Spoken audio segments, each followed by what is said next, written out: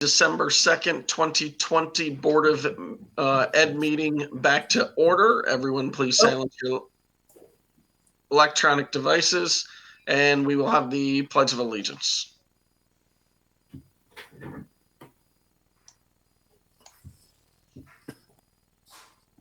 Teddy, I think we lost you. Oh, am I still here? You got me? Yeah. I'm here. All right. We're going to the Pledge of Allegiance. All right. Okay.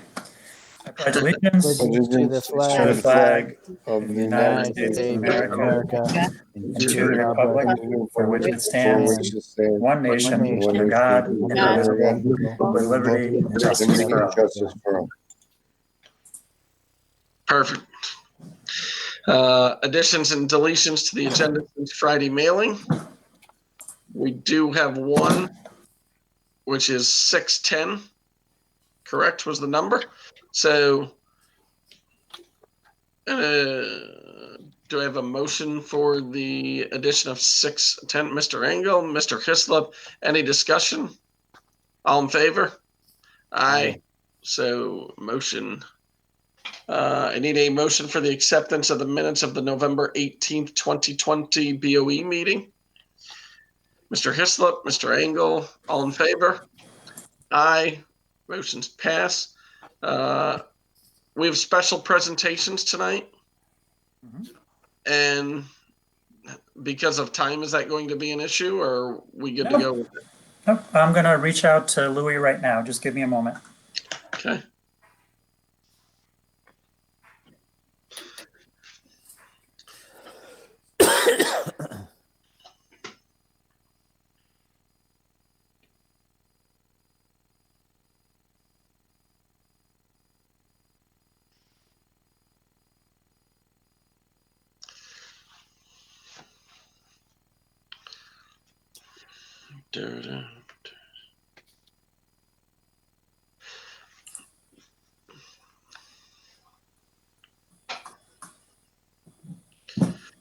Louis is going to join us momentarily. This budget development, is that a presentation you guys have or just a discussion? We just wanted to show you a draft calendar and talk through some of the elements of that calendar. Great.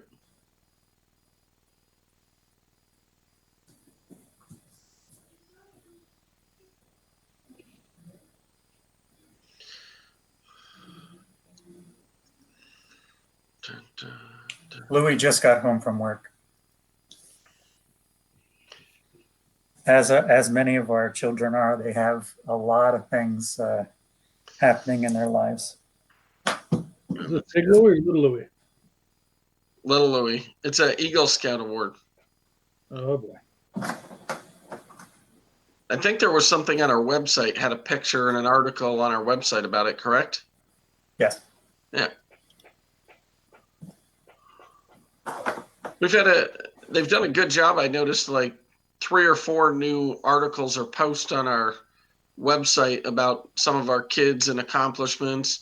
It's pretty impressive, I guess, who's ever doing that or taking care of it. It's good to see those things posted on there. I know there was one about the Hout girl and her scholarship to Colgate was on there. I saw Louis on there.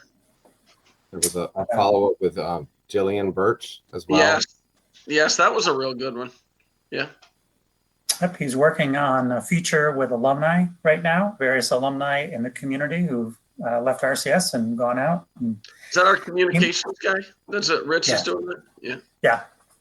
And if you've noticed, he spent some time celebrating the work of our nurses, which is so important. Our nurses have redefined their craft within what's been happening through the COVID epidemic. So I'm very glad that he's done some quick Q&A with them. He also he did Feature Teacher a couple weeks ago, where they're like a teacher every 2 or 3 days, where we do an interview with them and they talk about what led them to the discipline and how they enjoy their work. So it is good. We've gotten a lot of positive feedback, and during my portion tonight, I will lead you through some of the things on the website so you can see some of the other things that are accessible to us. Hi, Louie. So Hello. important to note. So out of all the Boy Scouts in the United States, the Eagle Scout Award was created in 1911. Since that time, there's about 2.5 million scouts who have achieved that award, but it accounts for about 4% of the scouts. So it is no small feat. This is basically the Ivy League for Boy Scouting to make it to this level. And we're so proud of any of our students who achieved this accomplishment. We know you just got home from work too, so we appreciate you joining us. I want to take a moment. I want to show the certificate that we will present to you at some juncture. I got to figure out how to get there.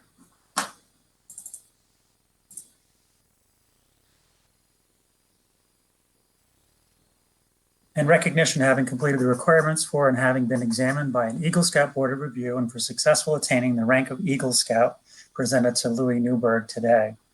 And Louis, I know a little bit about the project that you worked on. I wanted you to take a second and tell the board what you did to achieve this task.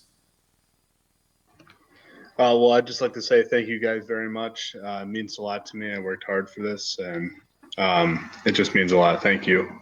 But my Eagle Scout project was took place at a cemetery, and there was these plaques that were made out of this plastic that was getting eat up by like weed whackers in the cold, and they weren't well maintained at all. So me and my dad came up with a design on a CNC plasma cutter table, and we created these right here, and they're all made out of stainless steel.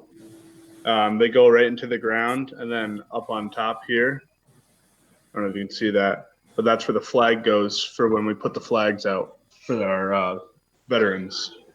I did the Civil War vet, Revolutionary War vets, War of 1812, and then I did World War I because their plaques were becoming hard to read.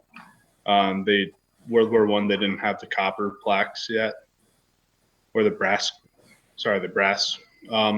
plaques. So I created it for them too, because everybody who served for our country, I think needs to be recognized.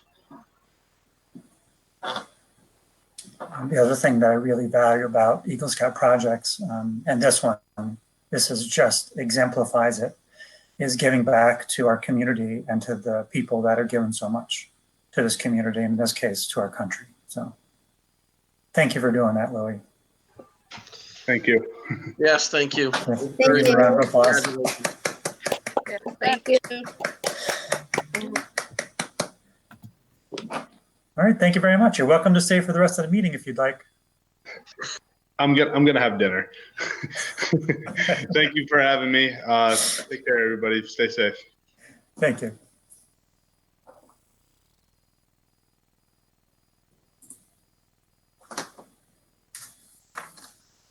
Okay, that was great. Great information. Budget development for 2021 and 2022. When Joanne and I spoke to you at the last meeting, we talked a little bit about potential budget planning, what that might look like. So we'll show you a draft of our calendar.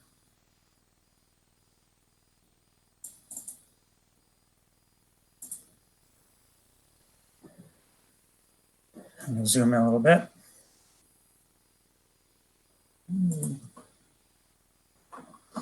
As a reminder, if you cursor over the area where the presentation is and you choose to pin it, it will make it larger on your screen so you can see it a little bit better. This calendar looks very similar to the calendars we've used in the past, except the board's talked quite frequently about presentations at the board level, the number of presentations that have to occur in order to hear all the information that's required in order to develop a budget. And what Joanne and I have been conceptualizing is the thought of having some budget steering committee meetings that lead up to the board presentations. So as a for instance, we've broken them into three major areas here. Instruction, including technology and extracurriculars, highlights of transportation, budget, employee benefits, and debt service. I'm sorry, I missed highlights of O&M, athletics, and food service here in the middle. So basically we've gone from maybe 6 meetings with the board down to 3, and it really is just the budgetary impact of these. We would give backup surrounding the whys of why this is put in here, or why we've allocated certain budget amounts to these areas. But we would share that information both on our website and with the board prior to these highlight meetings. As far as the Budget Advisory Committee, Joanne and I were proposing 6 meetings between January and the beginning of March, basically every other week for an hour and a half to 2 hours, where the presentations that would have ordinarily taken at a board level would happen at that level. And what these steering committees would do is they would ask probing questions. They would develop some questions that could perhaps go out to our community through, we've done thought exchanges before, in order to garner a larger input from our community about what they believe to be priorities in our budget development. And then from that, we'll be bringing down a very compressed version of what we've concluded with back to the board level. The makeup of the committee would be quite diverse. We want to be very purposeful, and who is participating in that, obviously, it will be employees of the district. We'd love for members of the board to participate, perhaps the Audit and Finance Committee members, and members of our community, both taxpayer families, but also business owners and other taxpayers, because they all have a stake in the outcomes that we're working toward. The committee would be no more than 20 to 25 people. Committees don't operate well when they're too large. And obviously all the meetings would be virtual. So that can also be cumbersome with large meetings.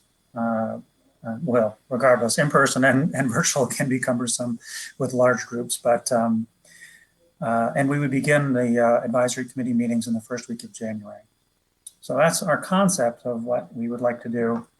The rest of the calendar is similar to the deadlines that we would have used in the past. They're legal deadlines. So, Brian, you would have one advisory committee, or you'd have multiple committees working on each kind of presentation or section? We were thinking one committee so that we didn't have to retrain each time. So there's an advantage to getting a dynamic and a dynamically different group in that, so that they do have expertise in some areas and they're really learning areas perhaps for the first time. And remember that when we talk about the 4 C's and development of both program and budget, we really want to focus on instruction. Everything else blossoms out from there. Our presentation about facilities should be about instruction. Our presentations about transportation should be around instruction. Our conversations about our budget, our revenues and our expenditures should really be around the types of instruction that we want to deliver to students. So the good news is, even if you're not an expert in instruction, you will be an expert in some of those areas, inevitably, as being a member of this community.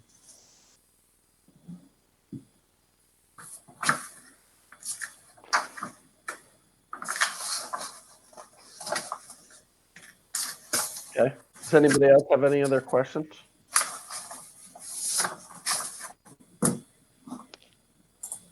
No, I'm fine with this. I guess if we want to move forward. We're going to start to solicit potential membership in the next 3 weeks. Hopefully by the next board meeting, we would have a good framework of folks who would be interested in participating. We'll also have a mapping out of when those meetings would occur.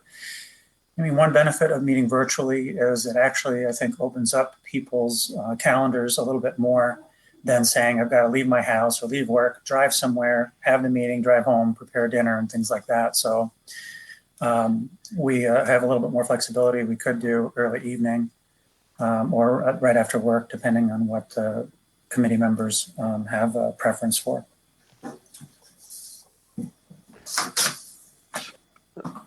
Ryan, with 20 to 25 members, how do you keep it not being just a presentation and kind of an interactive dialogue? We would, knowing that Google Meets has really upped their game in the last month, the ability to do breakout groups and to do hand raising and to do the chat and other things. We would actually do some small group work and large group work. So we'd have presentation, discussion, feedback. And like I said, we one of the things that we've conceptualized is looking at the problem, given enough information, looking at the problem and developing maybe some ideas or questions that we want to ask the broader community. That means both families and members of the larger community. And then at a future meeting, we review what those ideas are, which gives us some our prioritization about what we do. You know, the budget process is usually, it's quite closed-handed. You know, we make a lot of presumptions about what people really need or what they want. And I think, you know, the thing that we've always craved here is having more people intimately involved in this process so that they have ownership and we improve. So I do believe that kind of forcing this out into the community will have added benefits beyond just budget development, but we want people to feel as though they have an active stake, whether you're a family member or you've been a taxpayer for years, that you have a stake in the outcome. That's what we'd love to see, because it'll make us a better business in the end.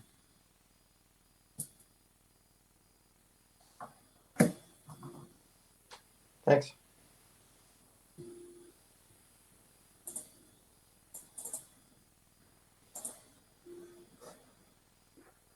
Any other questions as far as the budget plan or budget calendar? Yeah. Okay, we can move on. I need a motion for one or all of the business considerations. Make a motion for 6-1 through 6-10. Okay, do I have a second? Mr. McFerrin. Any discussion? All in favor? Aye. Aye. Motion's pass. I need a motion for one or all of the personnel considerations. Make a motion for 7-1 through 7-7. Okay, do we have a second? Mrs. Byrne, I do want to mention we have 3 retirements.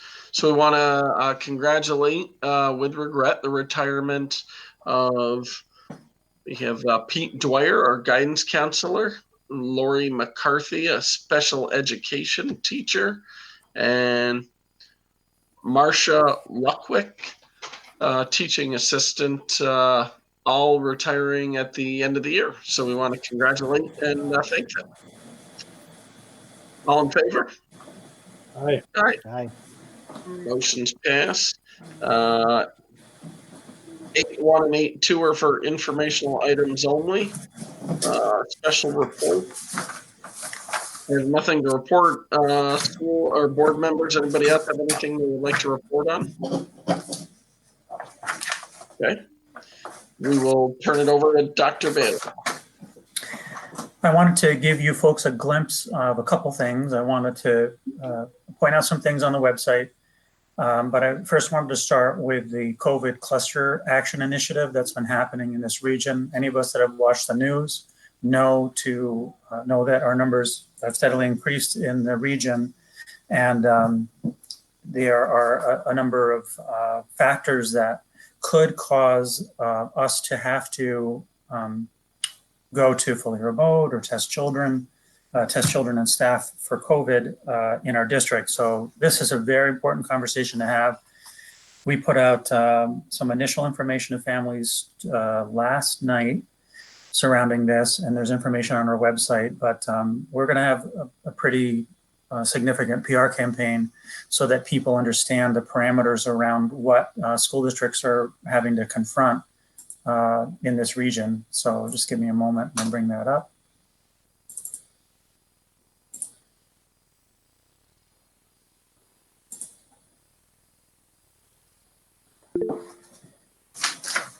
So you've probably heard the words yellow, orange, and red being spoken in the news media. And it's also important to know that this is by no means static information. It's very dynamic, and the governor has spoken yesterday and the day before and today, and he continues to discuss where we are in the state. You can see there are regions of the state who are already in orange. Some of them are in orange. So this guidance, which will be on our website when we post this presentation, is helpful, but it's important to remember that it is dynamic. It will continue to change. After I tell you what the current guidance is, I'll give you some of what the governor foreshadowing has been around some of the discussion that's been happening out in public. So these are active links that people can click on. So we've heard about the 3 zones, as I mentioned, and really it's all just about containment. We know that already. Anybody who's listened to the governor for 5 seconds has heard him talk repeatedly about why these zones exist. So in a red zone, if we were red or orange, we must close. There is not an option. And the only way that we could reopen in sooner than 2 weeks is to have anyone that comes back to school tested. In other words, return is contingent upon testing.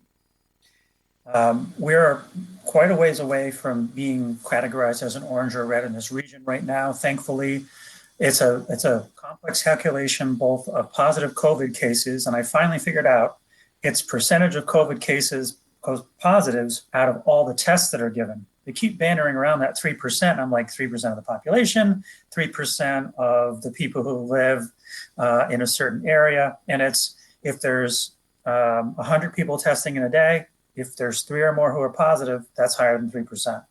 So that's what they've been using as one indicator. But another important indicator is the capacity of the local hospitals to respond.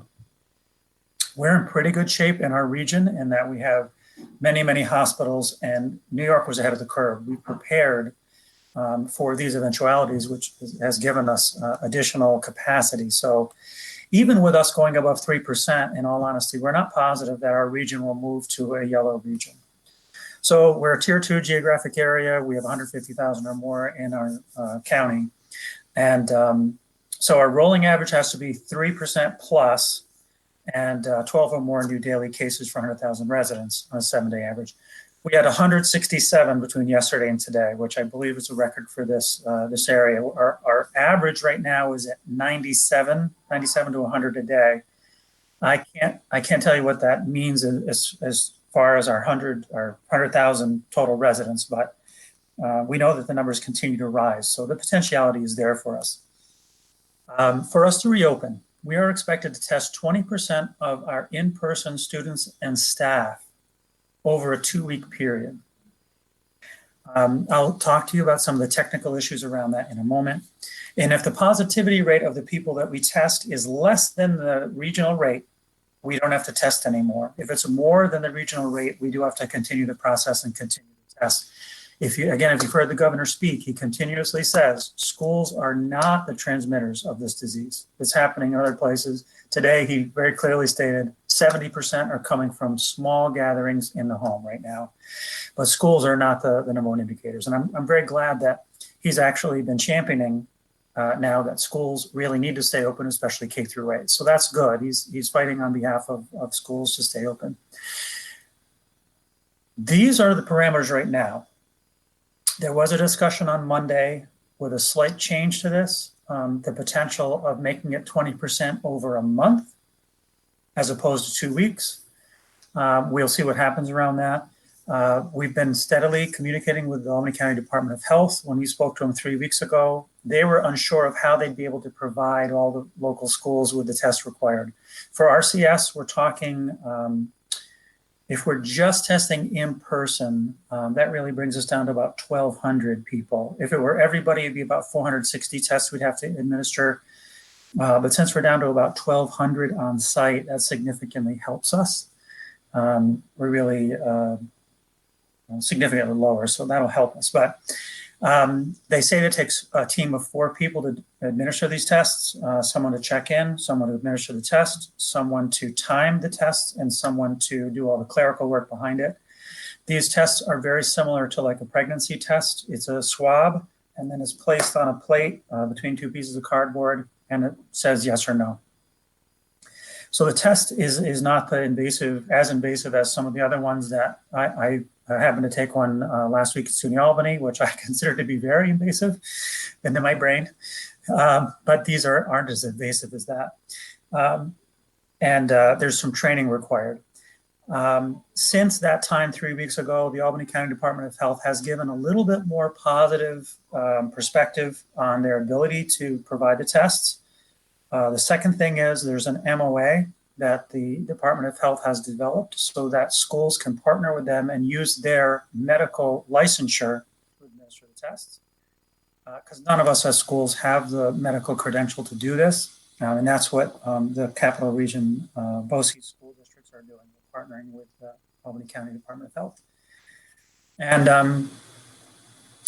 the other thing is they're recently, they've shared a consent form with us. Only people who have consented can be tested. So it's our hope that people opt in to allow this process to happen. There will be redundant protective measures for anyone who is tested, not only with confidentiality, but also with the health and safety of the people who participate in it. And we would, excuse me for a second.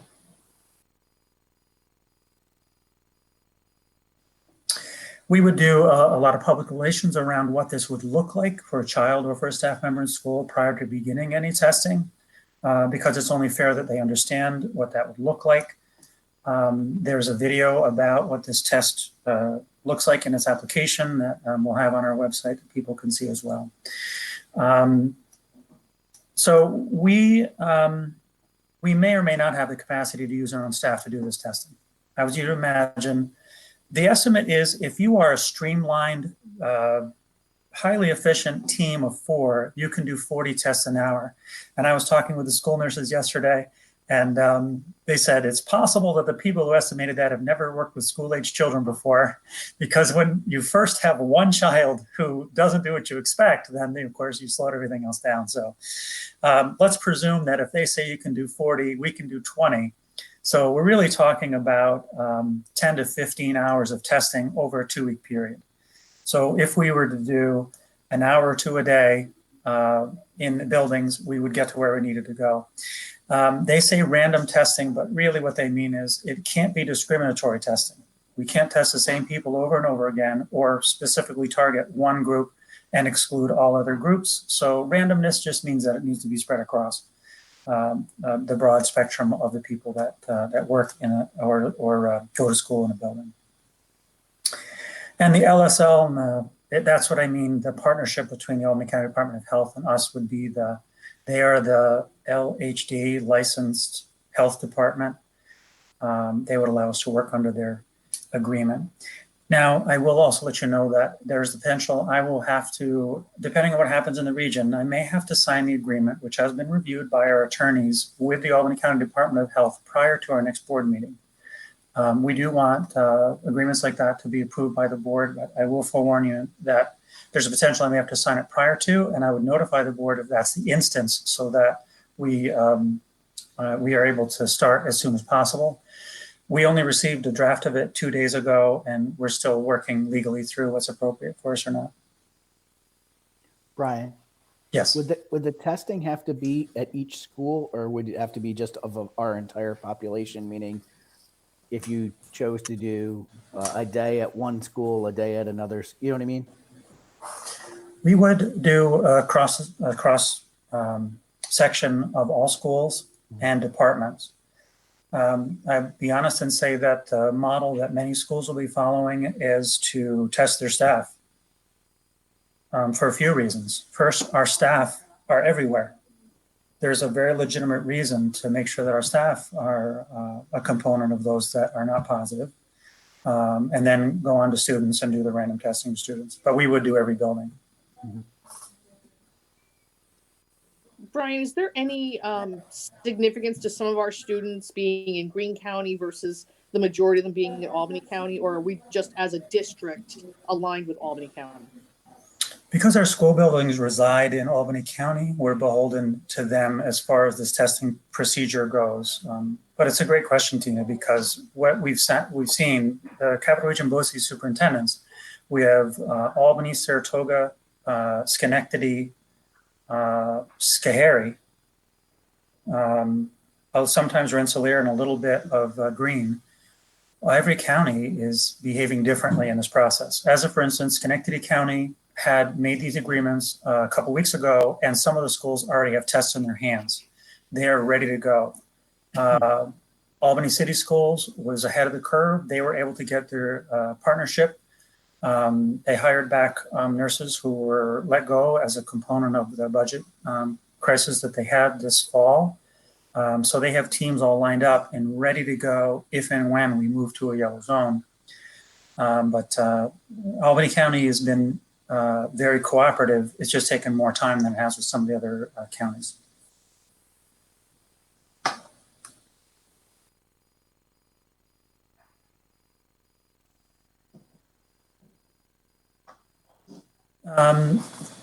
I've covered most of this already. We'll be operating under the Albany County Department of Health's license, and the test will be free of charge. That is a good thing.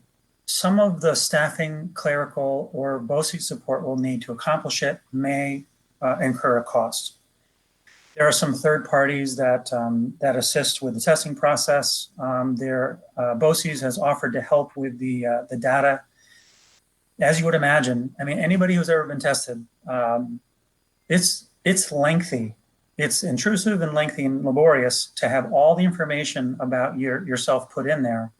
We will also have to have all of that biographical information about anyone who's tested readily accessible to the Department of Health. So BOCES may assist us in taking from our student management system and our staff management system to create a database that we can just easily pull from. And thankfully, they haven't been too crazy. Like Bill had asked a question about who and when. They haven't been too crazy about telling us who and when. They don't actually know how many people reside in our buildings because we're talking about a lot of different branches of government. We'll be forthright in that, but they're going to trust us to say we're going to test our 20% of the population and then do what we're supposed to do. So we are not currently in a yellow zone or orange or red, which is good. We don't want to be in a yellow, orange, or red zone. Because it has, I keep talking about the domino or the ripple effect. It'll have a ripple effect both on our staff internally and on our communities. If our children aren't in school, our families won't have their children in school, someone has to be home to take care of them. And very quickly, we see the impact on our local businesses and economy. So we're hoping that things continue to go smoothly. New York is more in control in most places, but we shall see. Any other questions?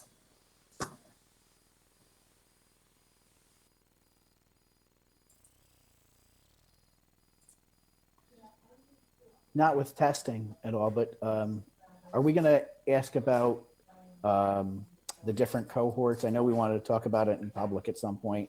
Do we want to address that later? No, now's the perfect time. Okay. So I think one of the questions I had for Brian, and it was something that I wanted to make sure that the other board members and administration had a chance to talk about was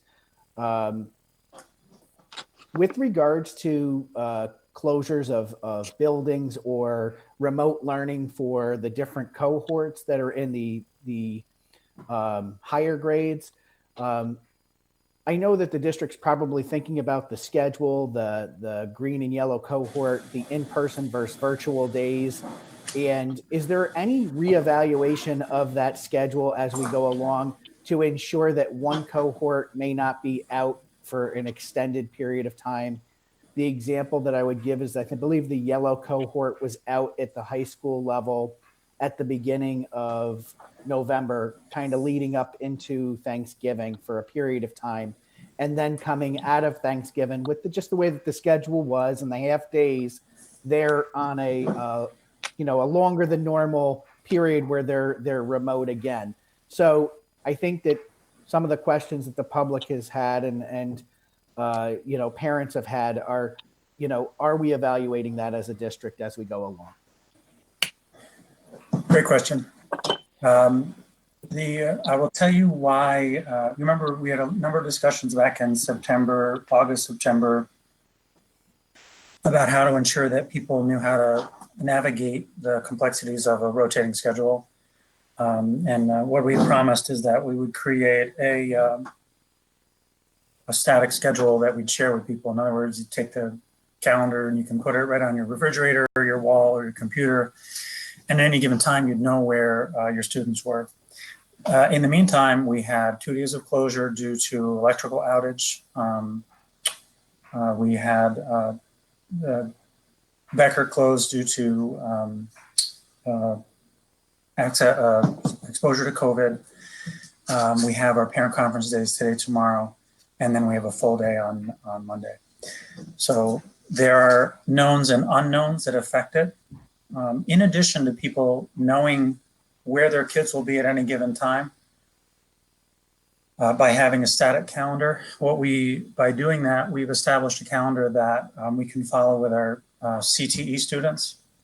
We are religiously sending them over on the days when it's not their day of classes at RCS. The seniors have the eligibility to go every day if it's possible, but for our juniors and a lot of our seniors, if they have afternoon CTE, we're able to bring them over in the afternoon virtually any day. If they have morning CTE, we can't bring them over on the days they have their afternoon classes in the morning.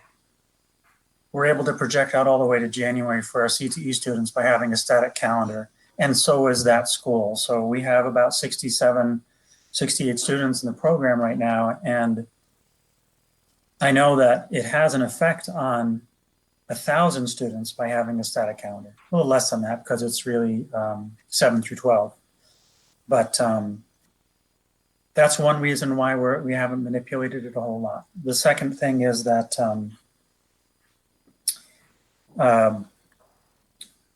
it allows our thought was, other than the electrical outage, the power outage, if we had to close tomorrow for a snow day and tomorrow were a green day, we would still be able to provide instruction to students. It would just be completely remote.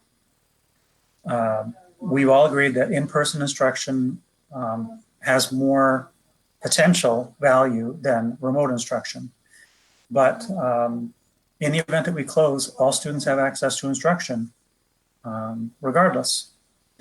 So the reason why we haven't made any adjustments, although we did make a correction for next week, Bill, because we realized that the high school had actually accidentally scheduled a cohort on the day that's the superintendent's conference day, the parent conference day on Monday.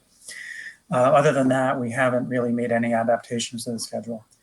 Some parents had asked me, you can see the website, right? Where can you find the? So if you go, so here's a website.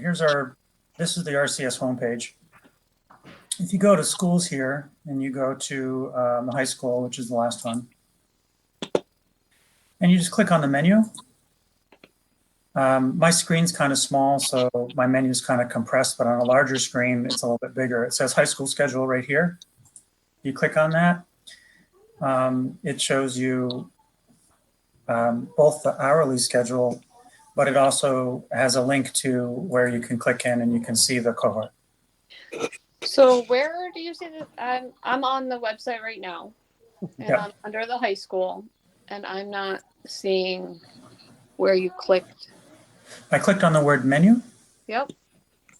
And then the very first thing says high school schedule up at the top. Okay. Usually.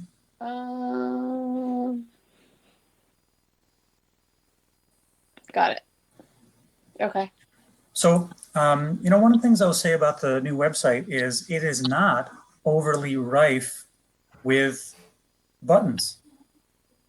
what we discovered when we were looking at a lot of other people's websites is that they put a lot of radials or a lot of buttons down the side, upside down, or wherever along the bottom. And it ends up being a scavenger hunt in that way. So one of the streamlined things about our new website, and we haven't had a chance to really talk through people with the menu, is it's readily accessible, the hot topics that people are looking for. Athletics, dining, events, live feed, news, and staff. So if I click on staff, it brings up the staff for the high school. The other thing that works really well is the search bar. It seems to be very powerful. Granted, I haven't tested it recently, but there you go. So I typed in the word schedule in the search bar. It brought up the parent conference day schedules. We've had multiple posts, which is why they're on the top. It has the high school schedule, has the middle school middle school schedule. So as long as it had the word schedule in it, it'll find the document. So I'll do this thing. Go ahead. Is there a way though to put this? I mean, if I'm a parent, I only have an elementary school student. I'm not going to go look at the high school page. Do you know what I mean? It's very hard to find, like you said, and maybe they could do the search and find it, but for me, it should just be on our main page where it's right there. You can go to, you click on it, it opens, everybody knows where we're going. But having to go to the high school, if I just have a kindergartner, that's not where I'm going to look. Yeah, what I was showing you, I apologize. What I was showing you was the cohort schedule, the one we were talking about. Mm-hmm. So you're talking about the school calendar? No, I want the cohort schedule. That's the one where I'm getting people questioning me where to find it. They don't know, and I didn't even know. Well, why do they need it? They have an elementary kid. They don't follow a green yellow. Well, I'm just saying, okay, middle school. I mean, I only have a middle school child. I'm not going to the high school. So can you find it on the middle school? Let's see. I don't think so. Yes, very, very top thing. So I did the same thing. I went into schools. I chose the middle school, and then I clicked into their menu. And the very first thing was the middle school schedule. And it has a link to the cohort schedules for November and December. It really comes down to people just knowing to click the word menu. So how about the app? So if I'm looking on my phone in the app, is it going to be on there? Because I can't find the schools. Yeah. Great question. The app function is very different than what the computer version is. So none of those functions are on the app. You can find the schools on the app. But you can't find the bottom of the page. I'm going to stop sharing for a second. I wish I could share my phone. It makes life so much easier. Well, and I think a lot of people are going to use their phones even more than computers. So the next thing I was going to actually talk about is the app itself. So in the upper right-hand corner, it has a picture of a little school building. And when you click it, it shows the list of schools that are there. So I'm going to click on the middle school, and it shows the live feed for the middle school. Yeah. And once I'm in there, I can go up here. I'm doing it upside down and backwards. I apologize. What we can do is we have events in there we'll actually force the calendar into this menu so that people using the app can find it as well. The company we've been working with is very responsive to stuff like that. So we'll slide the calendars for each individual building into this. At the elementary level, we would push the school wall calendar into it, because really they're just relying on days that were open and closed. Okay, so right now you cannot find the calendar on the app. Right? Let me see if the search engine works. Yeah, the interesting thing about the app is it's much more prescribed. It doesn't have the same level of depth as the website. So we have to purposefully place the things on there. So I'm glad you talked about that, because the other thing that I wanted to ensure that we had some awareness of is the app. We've had about 780 downloads so far of the app, which is great. That's a good start. Let's see if I can go back to this again. So we now at the end of all of our communications with families, we've started to add a little caveat that says, please consider downloading the app, because the app is going to be very useful to you. Where we'd like to go in the end is we would like to move away from Blackboard, which is the current service that we use for phone calls and emails. And we're going to completely go over to ThrillShare, to the RCS Connects app. What that allows us to do, similar to, if anyone remembers SNN, which was School News Notifier, grandparents and uncles and community members could sign up and receive communications from the district that are relevant to our school community. We're going to move completely over to the app eventually, which allows us to do push notifications, similar to like what you might get with, Netflix comes out with a new show. They give you a push notification to your phone, or someone deposits money in your bank account, you get a push notification. We want to move over to the app so that we not only have emails, text messages, and phone calls, but we also can have push notifications, which we'll use with great reverence, because as soon as you push too much, people turn it off. So the access to the app can be found right on our homepage. So we moved it to the yellow bar here, where how people connect. It's called RCS Connects mobile app. It's in the yellow bar of our home screen. And Kristen, hearing you talk makes me think that it may be beneficial for us to move calendar onto that yellow bar as well. So when people click in there, it shows them a quick article about getting the app. You can click on the App Store or Google Play and download it. So Brian, one of the other things you mentioned was a parent-teacher conference schedule, which I was trying to find on there. What kind of communication or correspondence are we having with parents about parent-teacher conference days? Like, we have a parent-teacher conference day today, tomorrow, Monday. Has there been any communication? Because, like, for the middle school and high school students, I haven't seen any communication as far as teachers, parents, and if you're going to do anything, or if we can do anything, or what the process is. And I guess it's even more important for elementary schools. So I took the lead on the general information, which is shortened schedules, fully remote day tomorrow, parent conference days. The buildings themselves took up the lead with how to schedule a parent conference. And what I don't know, and maybe Fred has more knowledge than I do, is whether or not people connected, or the teacher reaching out, the parent reaching out to the teacher, or some other communication.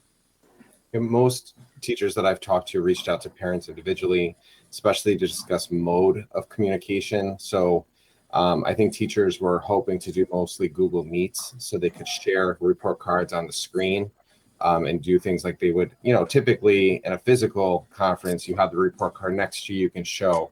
But what they were hoping to do is to show that on their screen. It depends on the parents. Some parents, the feedback I received from teachers were if it's during the school day, or actually the work day, it was harder for them to do a Google Meet, so they're going to have to do a phone conference. So, Fred, is it targeted just for those students that may need intervention? Because I can tell you in my tenure at the middle school, we were never reached out to. We actually asked for one once just to see one. And at that point in time, the teacher said, well, we didn't think you would have any questions because you were doing well, kind of a thing. So I didn't know if they were targeting just particular students that needed interventions, or if that was Yeah, typically, Bill, good question. Typically, once students started hitting those departmentalized grades, so 5th grade, 6th grade, and up, they did start to really focus on those students who needed. They would send the report cards. They would do some sort of communication, but unless there was some sort of intervention that needed, or some concern, maybe not even concern, but an opportunity to touch base with those kids, they would focus on those students. I guess I'm just looking, my thought process is, should school be sending a communication home to all students, at least that says it's parent-teacher conference day.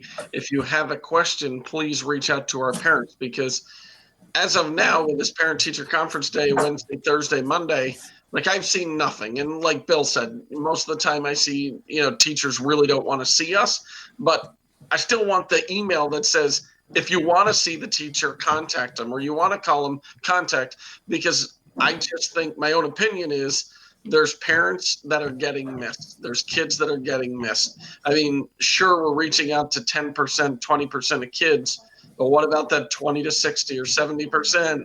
It may be one class, but a parent should be in contact with before it's too late. I think we need to be proactive with it, because I kind of look at the progress reports and letters that we got home last week, and there's nothing. There's no communication. There was nothing in the envelope about parent conference days? No, I don't think so. Nothing that tells you anything to, I don't think there was anything to tell you what to do, or I really don't think there was anything in there. I'm trying to look. I got it. I got a call. Tracy's on. Hi, Trace. You got a phone call? I got a call from Brian. Well, yeah, we were just saying, I did the general information, but we were hoping each of the buildings did a more personal connection with the families so that they knew they could connect with the teachers and when they could do that. Well, the good news is we still have some time with the full day conference day on Monday. So if things haven't connected with people the way they need to, we can certainly ensure that that happens.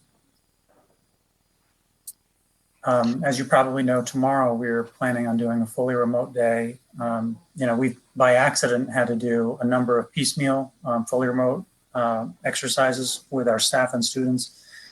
And tomorrow we're going to be testing people's ability to do what we have been doing in person with at least staff in person by having everybody, or as close to everybody as we can, be doing it remotely. So that in the event that we're forced to do that on a long-term basis, we have worked out some of the kinks around that. Okay. Does anybody else have any other questions for Brian, or we can move on? Yes. Thank you for the explanation on everything. And I think this is a crazy year to begin with. So, we've been pretty agile in our approach. My guess is we're probably going to have to be agile as we go along. Yes, very nimble. Hey, 2021's around the corner. It'll be all better by then. So we'll turn it over to Mr. Engelhardt. Just to piggyback, we are continuing to build capacity for complete remote instruction. We ordered a lot more document cameras for classroom teachers, so Mr. Schramm was able to get those in kind of just in the nick of time for tomorrow. I'm not sure if teachers had the opportunity to really play with them, but we were able to get USB document cameras for Chromebooks. So those went home, or we distributed them today. We also, one of the things that teachers have been asking for are additional monitors, a double monitor, so they would be able to see the students. So we do have some of those as well. We have second screens. We're going to start to distribute them probably by December 4th, kind of monitor, pun intended, monitor the monitors and see how we do with those. We're going to give instructions, try to get them home before before we really need them. So we're doing that as well. We did get our Chromebook cases in. Fit most of our Chromebooks. There was one model that it wasn't perfectly right, but I think we're going to have those Chromebook cases in fairly quickly. I know that all of our schools at this point, except for Peterby, have done some of this practice out of necessity, but Peterby has started to send home their Chromebooks as well.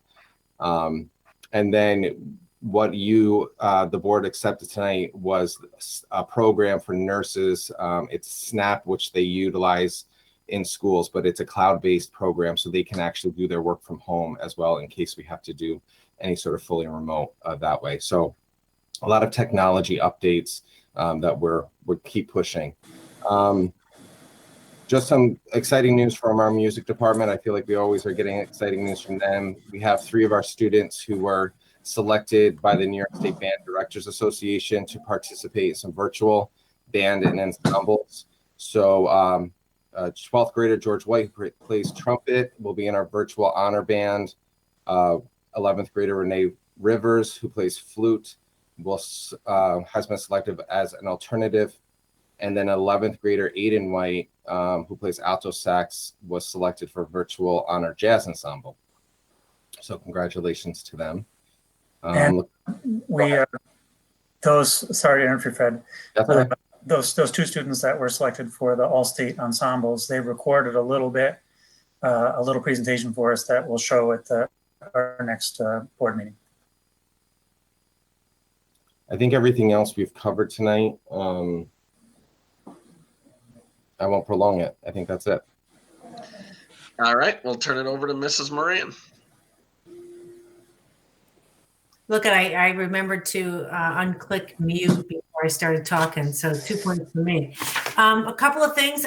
One of the things you approved this evening was Rhonda Lombard's appointment to a head bus driver, and I just wanted to take a moment and tell you that Rhonda's been with the district since she started as a substitute bus driver in 2008. She really has worked hard. She's been the office helper in the transportation department for a while. We're very happy to have her there. It doesn't give us a net increase of bus drivers right now, but we know that that's got to be one of our focuses. We've known it for quite some time. I just want to, she's so excited to be here in this position. She goes into a new unit. Again, she's been here since 2008, and we're excited to have her here. A couple other things I want to talk about. As far as facilities goes, again, they're continuing with their cleaning and disinfection. There's a fire alarm upgrade at the high school this week. The exterior light project at the high school is nearing completion right now. There's new LED lights in the high school, at the garage, at the warehouse, if you can notice that, if we're ever there as a group in the evening again. Maybe by the time we get back to being at meetings, it'll be daylight savings times and we won't need it anyway, but let's see what happens. The next time we meet, we have invited Mr. Sharkey from Rhinebeck Architecture to go to give us an update on where we are. We're going to provide you with spending for phase 2, some of the outstanding issues. We're moving right along with the building condition survey. He's got all the data he needs for that. We're ready to submit, although we don't have to submit until March. But he's going to bring us all up to date on how the next process will go to evaluate the building condition survey, the items that need to be upgraded or changed or improved upon. We'll go through that at the next meeting. Cafeteria, God bless Doug Porter and his staff. They've been going crazy every single time a school closes. It creates a complete shift in how they do what they do. Instead of people being in person to eat, they have to shift gears. They have to make sure they send kids home with food for that day, food for the next day. One of the nice things is right now the government has identified that free meals will continue for the remainder of this year until funding runs out. We don't anticipate that to happen. But one of the downsides to that is that the state has not started to pay us any money for that yet. So we'll be going through some of those things in the next, as we go through budget season, state aid. We just did Eileen and I just went through all of the state aid for the school district. And right now they haven't started withholding aid yet, because right now, obviously, in the fall, school districts are getting their tax revenue in. There's not that need. TRS is a state aid figure that we get that's a non-cash revenue. It's hard to explain that, but the real cash revenue from the state starts in January and it goes through March. We'll have to see what percentages of those that are going to be withheld. Eileen and I called state aid planning. I'm thinking I missed something because there's so much information that comes in every day through email, through the mail, through the phone. You can't stay on top of it. So we called up thinking I missed something about state aid. Well, they have made no decision. There has been no determination on what schools are going to be reduced by, but I can tell you they have not started paying any of the grants yet. They have not started reimbursing school districts for the cafeteria reimbursement, the meals, but we don't anticipate that. But again, we don't know anything yet, which is kind of frustrating. Jason is working with Aaron, Jason Symington, who is the assistant facilities director. He's working with Aaron to get up to par on what he needs to do in facilities. That's going well. All I can say is that we've all been placed into this arena dealing with things that we've never had to deal with before, and people are really going out of their way. It's amazing how we'll say, okay, business as usual on Tuesday, and then Wednesday, everything that they knew on Tuesday is gone, and they're doing something different on Wednesday. And I have to give a shout out to everybody, the building leaders, the directors, Fred and Brian, because it's been crazy. And I don't think it's going to get smooth for quite a while yet, but we're getting through it. I will tell you that. But there's a lot going on. And again, in all of that we talk about from the day-to-day operations, the other part is the budget. I mean, that's just in itself the other piece of everything we do. And now we have to throw ourselves into that. So there'll be a lot coming up. And that's all I have right now. Joanne, one of the things I wanted to mention, I know you talked about last board meeting, was the field down at Peter B. Yep. So I did stop down there over the weekend when I was doing a little driver teaching, and I would have never believed you. I mean, I'm actually in awe on how well the field looked. The grass is green. I mean, there's some minor things, but I mean, 95% of that field I would have never thought would look like that right now. I think the only concern that I have that we'll have to seriously look at is there's a lot of natural fertilizer with the deer running around the bases. And if you would have told me those deer would walk through the gate that's only 2 feet wide out to the bases, I would have never believed that. But I can tell you the tracks go right through the 2 feet. And it just makes me wonder if we have to go back and fence that entire field or those fields in and even put a gate on the 2 foot thing to keep them out of there, because I hate that we did all this work in the fall, and I'd hate to see it go backwards because of deer, turkeys, whatever else wants to get on there and ruin that field, because I agree. It looks really good. It does look better. Thank you. I don't know all the guys that put work into it. That's great. And I'll share that with Bill. Bill's aware of that. We are trying very hard to stay on top of that Peter B. field. We'll bring that up at the Building and Grounds Committee, and it's our goal to make that field look as good as it should. It did look great this spring, so we'll get it back to that. Yeah. So, all right, that's all. Joanne, you had mentioned earlier in the spring or summer that the Head Start runs we hadn't been made whole with that. Did that resolve itself? What runs, Tina? I'm sorry. The Head Start. Or maybe UPK funding. Yeah. We have been made whole. Yes. Yep. Okay. I checked that as well. Thank you, Tina. Yep. Yes. Okay. Good. We'll move on. October Treasurer's Report for review only. Anybody have any other new business to bring up? Okay. Old business, any of the items on here? I think we touched on a lot of these. Is there anything else anybody wants to bring up with that? No. Okay. No committee reports, no policy adoptions. Do we have any hearings and petitions tonight? Not right now. Sounds great. Thanks, Sue. Upcoming activities. Our next BOE meeting is December 16th, which I am guessing it'll be on the same station. I'm not sure what the governor's latest thing of what he's letting us do, but I can't believe it's changing in 2 weeks. So I would assume we'd be on this same station, and I need a motion to adjourn. Not all at once. Mr. Ross, Mr. Hislop. I'm here. In favor? Aye. We're out of exit, or we're out. Aye. Bye. Thank you.